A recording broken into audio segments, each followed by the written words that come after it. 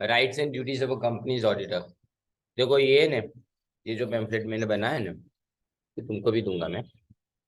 इसमें देखो कितनी बार पूछा गया है तो सब चीज इसमें। तो खाली अप्रैल 2018 लिखा है मैंने, जितने भी मेरे पास पेपर थे ना सब निकाल के कौन से बार पूछा गया है वो लिख दिया।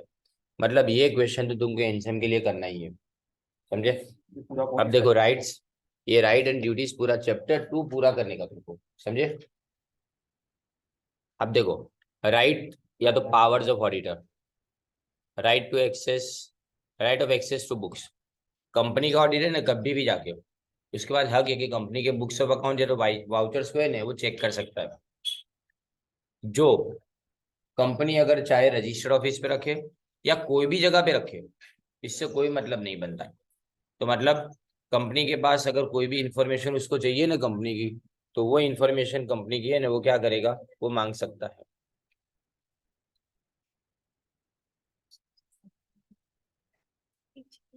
अब यहाँ पे ऑफिसर का मतलब क्या होता है। ऑफिसर का मतलब कोई भी डायरेक्टर, मैनेजर या तो की मैनेजरियल पर्सनल आएगा।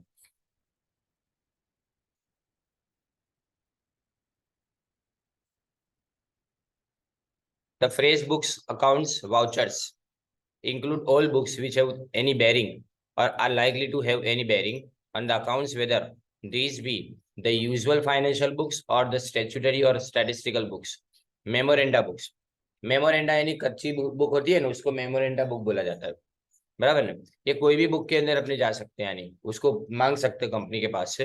And the right also extends to the branch records, मतलब जरूरी नहीं है कि कंपनी की हेड ऑफिस के रिकॉर्ड अपने चेक करें, कंपनी के ब्रांच के रिकॉर्ड्स हैं ना वो भी अपने चेक कर सकते हैं। Further, the auditor of a company which is a holding company shall also have the right of access to the records of all its subsidiaries.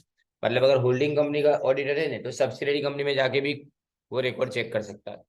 अब ये तो पहला हुआ, यानी ये मेन टॉपिक हुआ। पहला देखो इसमें, right to obtain information and explanation of from officer.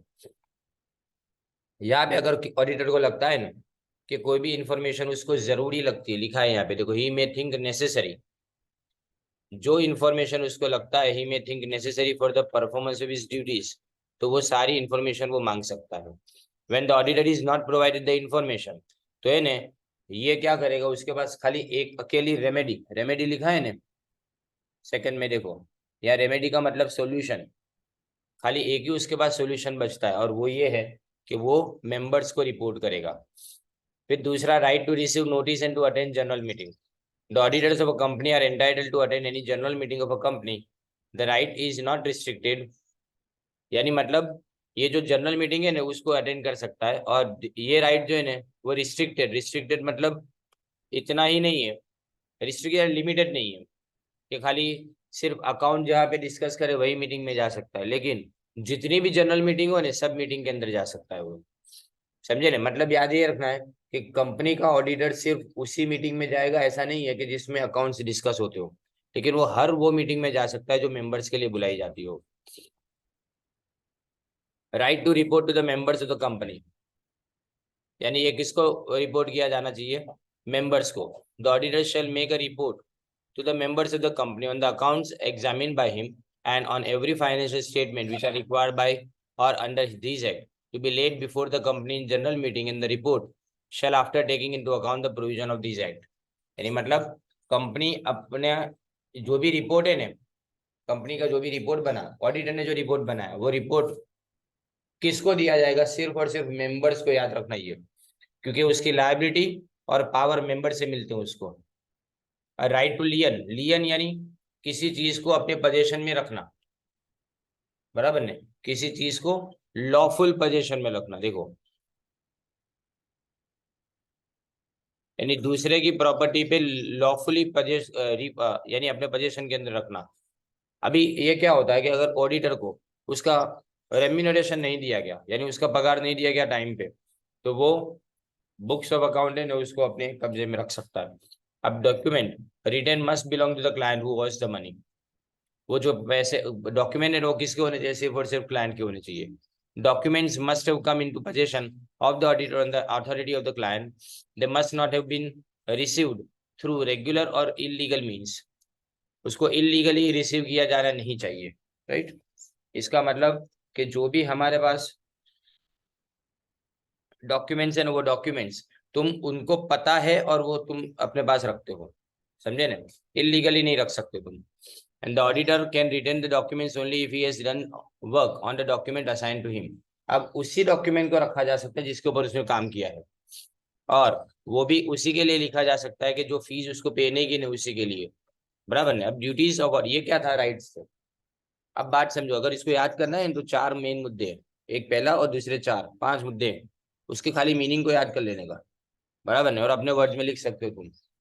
अब यहाँ ड्यूटीज ऑफ ऑडिटर याद रखो, ड्यूटीज है ना ऊपर वाले क्वेश्चन के साथ में भी पूछी गई है, देखो यहाँ लिखा है with duties of auditor, right, यानी राइट्स एंड ड्यूटीज साथ में पूछे जा सकते हैं।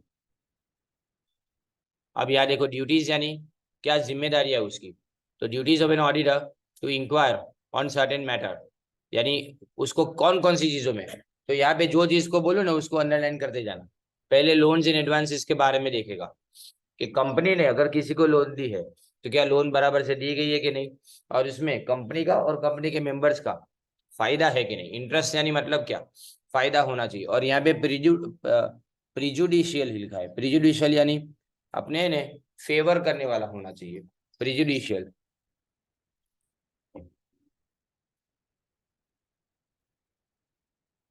प्रिजुडिशियल, बराबर ने, ये ऊपर भी लिखा है whether transaction of the company are represented merely by books entire book entries are prejudicial to the interest of the company। जो भी ट्रांजेक्शन किए ना वो सारे ट्रांजेक्शन कंपनी के फेवर में होनी चाहिए। और शेयर्स, डिबेंचर या तो दूसरी सिक्योरिटी अगर हमने कंपनी ने खरीदी लेकिन बाद में उसने कम प्राइस पे अगर बेची तो तुरंत शक करो उसके ऊपर, उसके बारे में इंक्वायरी करो। फिर loans and advances made by the company have been shown as deposit, पहले चेक करो कि उसको डिपॉजिट तो नहीं बता दिया गया ना। फिर वेदर पर्सनल एक्सपेंस, जो कंपनी के खुद के पर्सनल एक्सपेंस है उसको उन्होंने रेवेन्यू अकाउंट में तो चार्ज नहीं कर दिया। Whether it is stated in the books and documents of the company that any shares have been allotted for cash, whether cash has actually been received, यानी जो भी कैश अलॉट की गई है वो कैश उसके सामने सही में कैश सामने आई है कि नहीं। मैं बोलता हूँ कि कोई चीज बेची, सामने कैश आई, तो कैश सही में आई कि नहीं वो देखना है। फिर ड्यूटी ये है उसकी to sign the audit report, certify भी वही करेगा और सिग्नेचर भी उसी की होगी, बराबर ना। And duty to comply with account auditing standard as per subsection 9 of section 143 के कंपनी को अकाउंटिंग स्टैंडर्ड ऑडिटिंग स्टैंडर्ड के मुताबिक चला जा रहा है कि नहीं वो भी चेक करना है। और उसने जो भी ऑडिट रिपोर्ट बनाया वो एग्जैक्टली कैसा होना चाहिए, जैसा स्टैंडर्ड्स में लिखा है वैसा। Now duty to audit report, अब ये ऑडिट रिपोर्ट जब बनाएगा ना तो वो क्या देखेगा, देखो ऑडिटर ऑल्सो स्टेट,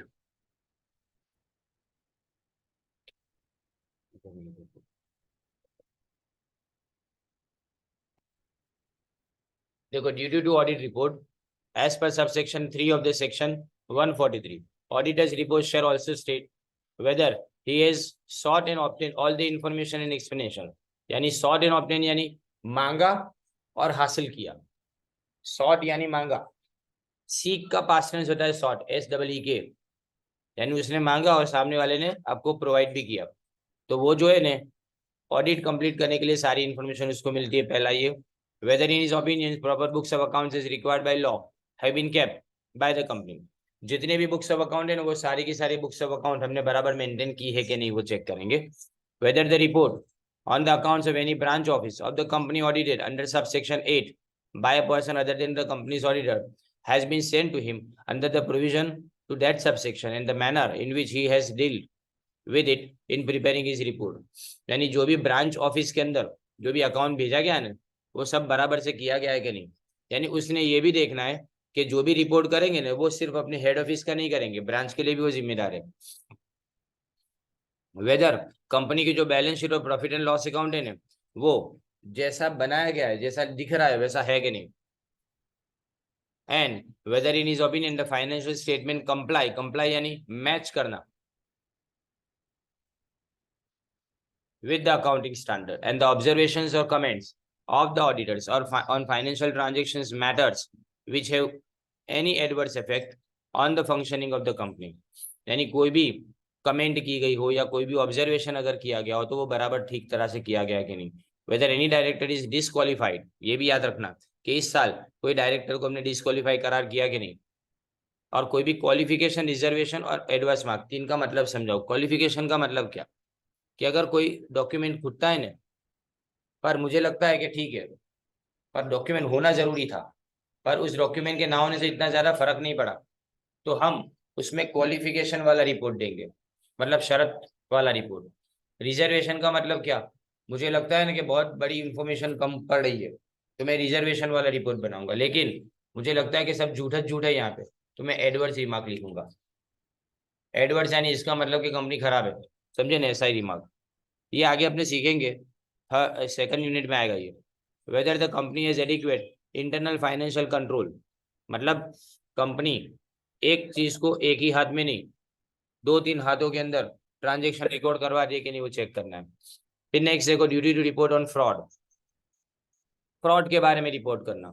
अब फ्रॉड जो है ना, कंपनी को कौन करेगा, या तो ऑफिसर्स करे या एम्प्लॉइज करे। तो याद रखो, अगर वो फ्रॉड को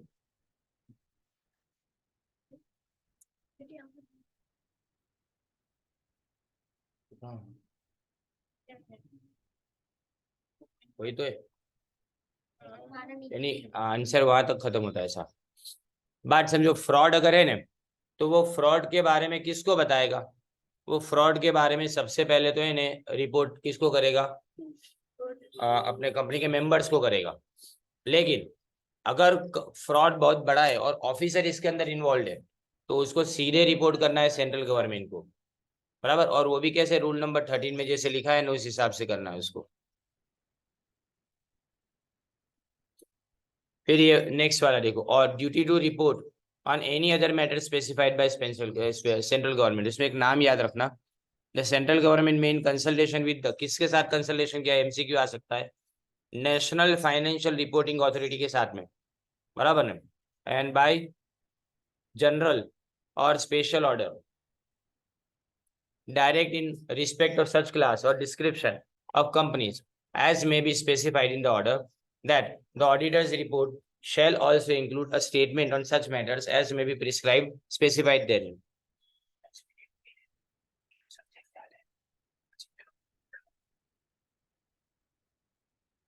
तो देखो यहाँ पे है ना, अगर उसने कोई भी तरह का नेगेटिव या तो क्वालिफिकेशन वाला रिपोर्ट बनाया, तो ये अगर है ना, तो उसको स्टेट करना जरूरी है, उसके लिए कंपलसरी हो जाता है कि उसका रीजन क्या है वो बताए।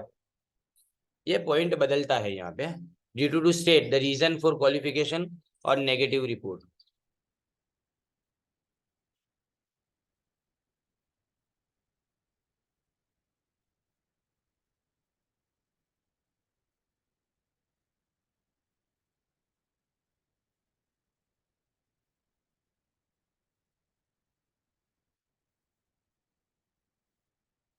देखिए इसमें as per sub section 4 of section 143, where any of the matters required to be included in the audit report is answered in the negative or with qualification, तो इसके अंदर है ना, रीजन बताना जरूरी है अपने लिए, अपने लिए ना उसका रीजन बताना जरूरी है कि इसका कारण क्या है इसके पीछे। यानी अगर नेगेटिव या तो क्वालिफिकेशन वाला रिपोर्ट हुआ ना, तो अपने इसका कारण बताएंगे कि उसके पीछे क्या रीजन है ना। Duty not to render certain service, ये पूछा गया था, देखो 2 बार पूछा गया था, अप्रैल 18 और अप्रैल 19 के अंदर। Not to render certain service है, ये रहा यहाँ पे है ना, वो इसके अंदर लिखा हुआ है। हाँ वो तो मैंने किया है ना, as per the sub section 4 of the section 143। अभी यहाँ देखो, नहीं ऑडिटर, ये देखो, auditor appointed under this act shall provide the company only such other services are as approved by the board of directors और ऑडिट कमिटी, मतलब वो वही काम करेगा कि जिसके लिए उसको रखा गया है, और वो कौन अप्रूव करेगा, बोर्ड ऑफ डायरेक्टर्स या तो ऑडिट कमिटी, अंडरलाइन करो इसको, बराबर। एज द केस में B, but which shall not include any of the following services, उसमें क्या क्या नहीं हो सकता, तो देखो ये सर्विस वो नहीं करेगा, accounting and book keeping service में वो नहीं इन्वॉल्व होता, अकाउंट बनाने, इसको खाली चेक करेगा, ये बनाएगा नहीं अकाउंट, फिर इंटरनल ऑडिट नहीं किया जा सकता। Design and implementation of any financial information system, नहीं कोई भी फाइनेंशियल इंफॉर्मेशन सिस्टम खुद वो डिजाइन नहीं कर सकता कंपनी के लिए। एक्चुअरियल सर्विस ये अपने एफआर में देखेंगे, फाइनेंशियल रिपोर्ट में। और उसमें इन्वेस्टमेंट एडवाइजरी सर्विस, यानी मैं किसी को इन्वेस्टमेंट के लिए एडवाइस नहीं दे सकता कंपनी को। फिर इन्वेस्टमेंट बैंकिंग सर्विस, यानी बैंक के बारे में भी सर्विस नहीं दे सकता मैं। और rendering of outsource financial service, मैं उनकी कोई फाइनेंशियल सर्विस को अपने जिम्मे नहीं रख सकता। एंड मैनेजमेंट सर्विस नहीं दे सकता, और कोई भी सर्विस जो 144 के अंदर प्रिस्क्राइब की गई वो नहीं कर सकते ऑडिटर। हाउएवर एन ऑडिटर और ऑडिट फर्म हु और which has been performing any non-audit services on or before the commencement of this act shall comply with the provision of this section before the closure of the first financial year after the date of such commencement। underline करो first financial year को, before the closure of first financial year। ये इसका मतलब समझाऊं कि अगर कोई company already वही बिजनेस कर रही है जो बिजनेस मना किया है कि मत करो, तो उसको है ना सर्टिफिकेट लेना पड़े, या तो उसको है ना सौगंधनामा डिक्लेयर करना पड़े कि मैं अपने लिए भले ये सर्विस कर रही हूँ, पर सामने वाले कंपनी के लिए जिसके अंदर हम ऑडिट करने जाते हैं, हमारी फर्म ऑडिट करने जाती है, उसके लिए सर्विस हम प्रोवाइड नहीं करेंगे, ऐसा लिखेंगे ना। Explanation for the purpose of this section term directly और indirectly shall include rendering of service by the audit. Directly का मतलब क्या, सीधे सीधे सर्विस दिया जाए, और इनडायरेक्टली का मतलब किसी के थ्रू सर्विस दिया जाए, राइट। तो देखो यहाँ पहले में लिखा है कि अगर हिमसेल्फ खुद अगर वो सर्विस दे, या तो उसके रिलेटिव से अंडरलाइन करो ये, थ्रू आइदर हिमसेल्फ और थ्रू हिज रिलेटिव और एनी अदर पर्सन कनेक्टेड और एसोसिएटेड विद सच इंडिविजुअल, वहां तक बराबर नहीं। इसको डायरेक्ट सर्विस बोलेंगे, इसको डायरेक्ट सर्विस बोलेंगे। इसका मतलब क्या कि अगर ये जो ऊपर वाली सर्विस दी है ना, वो ये कितनी तक आई तक जो सर्विस हमने देखी, वो सर्विस खुद ऑडिटर दे, उसका रिलेटिव, तो वो डायरेक्ट सर्विस हो गई, बराबर नहीं। लेकिन अगर उसका रिलेटिव जिस कंपनी में काम करता है उस कंपनी के थ्रू वो सर्विस दे रहा है, तो ये हो गया इनडायरेक्ट सर्विस, बराबर नहीं। जैसे यहाँ लिखा है कि अगर फर्म है खुद इंडिविजुअल है ना तो डायरेक्ट सर्विस हुआ, लेकिन फर्म के जरिए से सर्विस दी तो इनडायरेक्ट सर्विस हो जाएगी, राइट। पहले बीइंग एन इंडिविजुअल है और इसके बाद में बीइंग अ फर्म है। Now duty to sign the audit report, it is the duty of an auditor to sign the auditor's report of the company. Any qualification, observation or comments on financial transactions matters which have any adverse effect on the functioning of the company mentioned in the financial auditor's report shall be read before the company in general meeting and shall be open to inspection by any member of the company।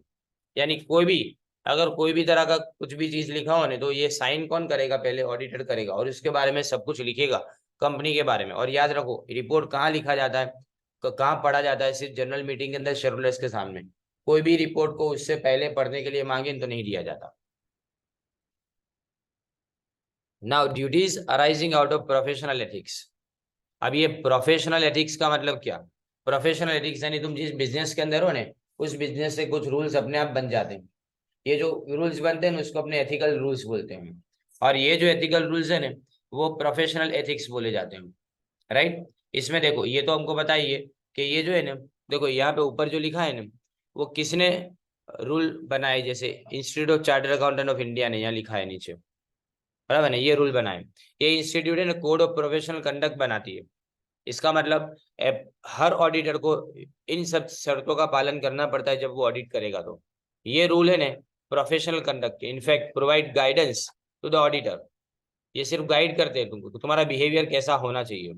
Apart from the code of professional conduct, auditor की technical competence, मतलब उसको computer चलाना आना चाहिए, उसको अपने field का knowledge होना चाहिए, judgmental ability and skill, honesty, independence play a wider role. ये सब नीचे अपने यहाँ चार कितने पॉइंट है, A B C D E F, F तक पॉइंट है, उसके अंदर अपने देखेंगे।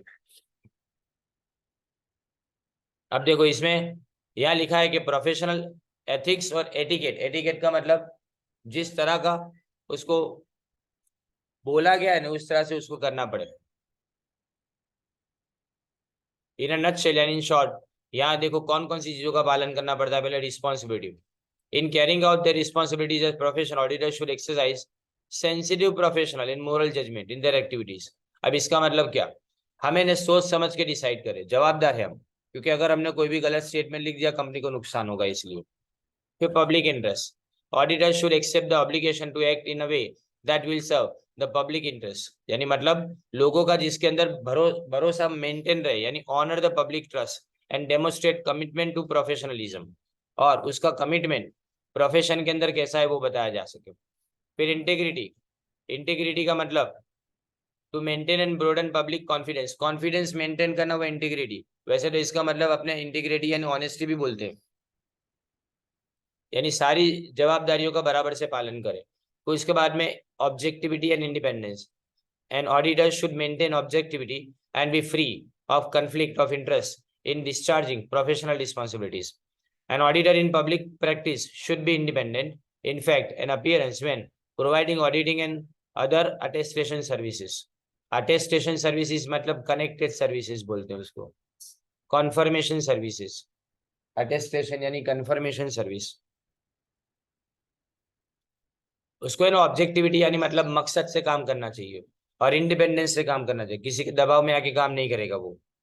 फिर ड्यू केयर, जब भी वो टेक्निकल या तो एथिकल स्टैंडर्ड्स को ऑब्जर्व करेगा ना, वो कंटिन्यूअसली किसके बारे में देखेगा, इंप्रूव कॉम्पिटेंस यानी मतलब अपनी लायकात को बढ़ाएगा और अपनी सर्विस की क्वालिटी को इंप्रूव करेगा और अपनी जितनी भी रिस्पॉन्सिबिलिटी है उसको बराबर से पूरा करेगा. फिर उसके बाद में scope and nature of service आता है. एज पर ऐसे 200 revise in as an auditor in public practice should observe, revise के बाद में ब्रैकेट खत्म हो जाता है, मैंने नहीं किया जाता है. An auditor in public practice should observe the following in determining the scope and nature of services provided, यानी the terms of the engagement, यानी to be provided, इसको क्या terms of engagement, ये रहा terms of engagement का मतलब क्या, शर्त, उसके नौकरी की शर्त, नौकरी तो नहीं बोलते उसको इसीलिए उसको engagement बोला जाता है. And the requirement of the relevant legislation, जो कानून है उसको पालना है. And the pronouncement of the institute, pronouncement यानी judgment, ये जो लिखा है ना pronouncement, इसका मतलब judgment, चुकादा.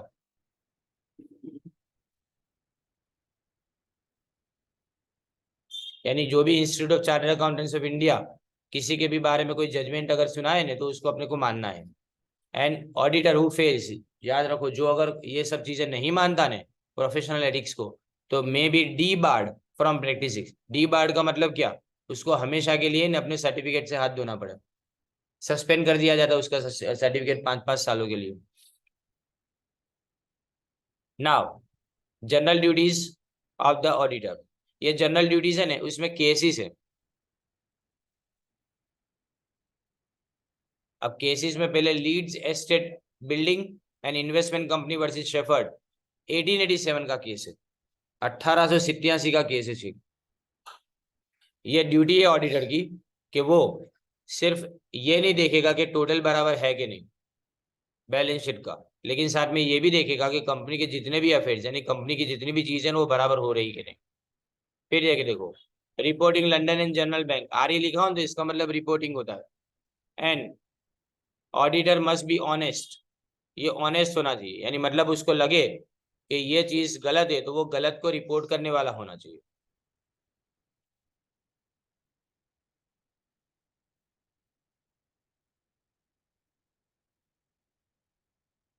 और it is no part of auditor duty to give advice, और याद रखो ऑडिटर कभी भी शेयर होल्डर को या तो डायरेक्टर को अपनी एडवाइस नहीं देगा, वो खाली जजमेंट देगा कि तुमने जो बनाया रिपोर्ट वो बराबर है कि तुमने जो अकाउंट बनाया वो बराबर है कि नहीं.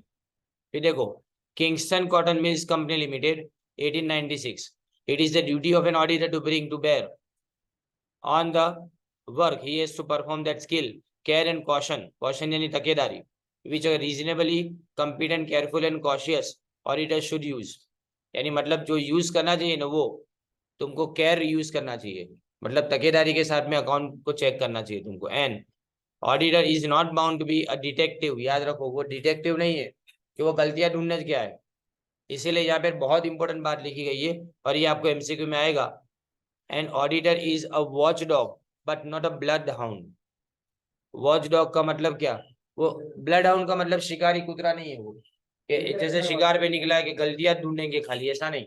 वो वॉच डॉग है, मतलब वो खाली सुपरवाइजर की तरह से काम करेगा, चौकीदार बनेगा वो खाली। अब London oil storage company limited versus Seear Hasluck and company, the auditor undoubtedly does undertake very considerable responsibilities and is liable for the proper discharge of his duties, and if by the neglect of his duties or by want of reasonable care he neglects his duty and damage is caused to the company, तो वो damage के लिए responsible है। यानी मतलब अगर उसकी जवाबदारी का उसको अगर ऐसा भान ना होने और वो कोई भी अगर गलत कदम उठाए उसके कारण कंपनी को नुकसान हो, तो कंपनी को जितना भी नुकसान हो वो सारा नुकसान इसको भरपाई करना पड़े। फिर Formento limited versus Selsdon fountain pen company limited, vital task of the auditor is ensuring that errors are not made. उसका सबसे बड़ा टास्क क्या है कि एरर्स यानी गलतियां नहीं की गई है। He must carry out this task with an inquiring mind and not with suspicion of honesty. ये इंक्वायरी करेगा इसके बारे में, और सस्पिशन मतलब शक नहीं करेगा ऑनेस्टी के बारे में। हर चीज हर जगह पे शक करना उसका काम नहीं है, वो खाली चेक करेगा, शक नहीं करेगा वो। सस्पिशन यानी शक होता है। अब देखो reporting Thomas Gerard and Sons Limited 1967 का, it is the duty of the auditor.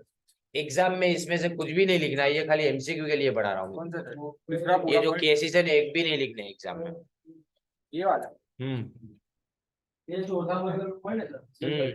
ये जनरल ड्यूटीज पूछी नहीं जाती है, समझे ना। अब ये देखो Thomas Gerard and Sons, it is the duty of the auditor to comply to arrive at an independent professional opinion on whether the directors, यानी ये क्या इंडिपेंडेंट ओपिनियन बताएगा किस बारे में कि डायरेक्टर्स ने अपना काम बराबर से किया है कि नहीं, और उन्होंने अपने अकाउंट को किसको रिप्रेजेंट करना है, शेयर होल्डर्स को देना है। Institute of chartered accountants of India ICI versus KR Khanna, if a company violates any provision of the Companies Act, it is the duty of the auditor to report to the shareholders। यानी अगर कोई भी कानून तोड़ती है ना company, तो ये ड्यूटी है ऑडिटर की, तो किसको बोला जाएगा, शेयर होल्डर्स को ही खाली। फिर Monton versus Arbuckle, where the auditor has reason to question the balances audited by the previous auditors and brought forward to the year end under audit, it is his duty to call attention to these। यानी अगर उसको लगता है ना कि पिछले साल के बैलेंसेस जो प्रीवियस ऑडिटर ने बराबर से नहीं बनाए हो, तो उसकी भी ड्यूटी है कि ये रिपोर्ट करे उसको भी। वो ऐसा नहीं समझे कि मेरा काम थोड़ा है तो उसका काम था, ऐसा समझ के छोड़ नहीं देना ये काम को उसको। The about discussion emphasize the fact that the auditor is responsible to the member. ये याद रखना, ऑडिटर किसको रिस्पॉन्सिबल है, मेंबर यानी शेयर होल्डर्स को, और उनके लिए वो काम करता है। वो डायरेक्टर के बिहाफ के ऊपर काम नहीं करता। कई बार ऐसा होता है कि डायरेक्टर उसको ज्यादा मिलते हैं, शेयर होल्डर तो उसको मिलेंगे नहीं ने, वो तो मीटिंग में लास्ट में मिलेंगे, उसको तो पहचाने का भी नहीं कि कौन सा शेयर होल्डर है, बराबर, चाहे कितने भी ज्यादा शेयर उसके पास क्यों ना हो। लेकिन हमेशा उसको याद ये रखना है कि जिससे वो मिलता है बार बार, उन सबकी तरफ उसकी वफादारी नहीं, उसकी वफादारी किसकी तरफ है, शेयर होल्डर्स की तरफ है। और अपने रिपोर्ट को उन तरफ प्रेजेंट करना ये उसकी जिम्मेदारी बनती है। यहाँ तक अपने आज कंप्लीट किया, थर्ड पॉइंट बाकी रहता है।